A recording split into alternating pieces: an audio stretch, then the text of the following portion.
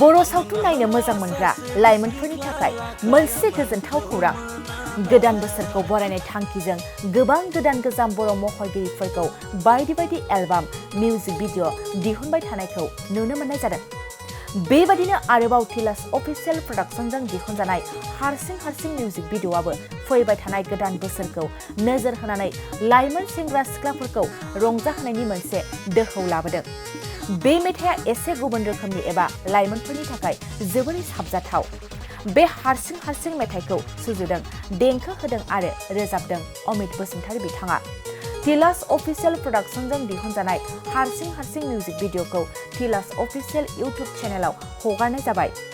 बेनिखायनो मेथाइ अनसायगिरि लाइमोनफोरखौ टिलास अफिसियेल इउट्युब चेनेलाव थांनानै बे मेथाइखौ खोनासंनायजों लोगोसे रंजानाय लानो हागोनखौ मिजिंथिनानै जोंनिसिम अमित बसुमतारी बिथाङा फोसावहरदों आरो मेथाइ अनसायगिरि लाइमोनफोरखौ टिलास अफिसियेल इउट्युब चेनेलाव थांनानै अनसायगोनखौ हास्थायदों।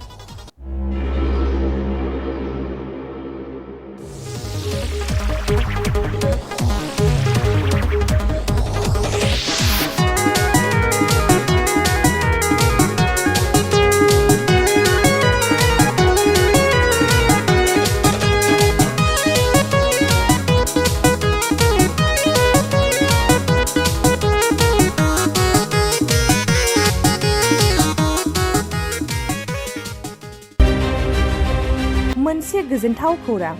क'क्राझार सहरनि जेडि र'डजों नांजाबनाय सुदेमपुरि गांजिमा बाजाराव थानाय आइ आफा मेडलाइफ बिएम हस्पिटालाव बेराम सोखानो हानायनि गोबां खाबु दं।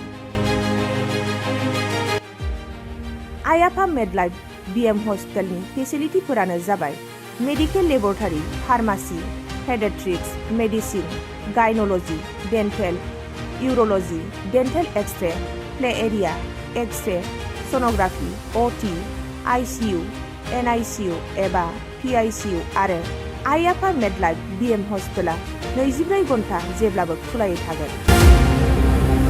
लांलाय लाबोलायनि एम्बुलेन्सआबो मोजाङै सार्भिस थागोन। ओनसोलनि सुबुंफोरा बेराम आजारफोरजों भुगिनानै थाना दंब्ला थाबैनो नोंथांनि देहाखौ फाहामथाय लानो क'क्राझार सहरनि सुदेमपुरि गांजिमा बाजाराव थानाय आइ आफा मेडलाइफ बिएम हस्पिटालाव गोख्रैनो फाहामथाय लाफैनो हागोन। आबुङै मिथिनो थाखाय 9101655430 एबा 8822688026 जानबुं नम्बराव खौरां लाहरनो हागोन।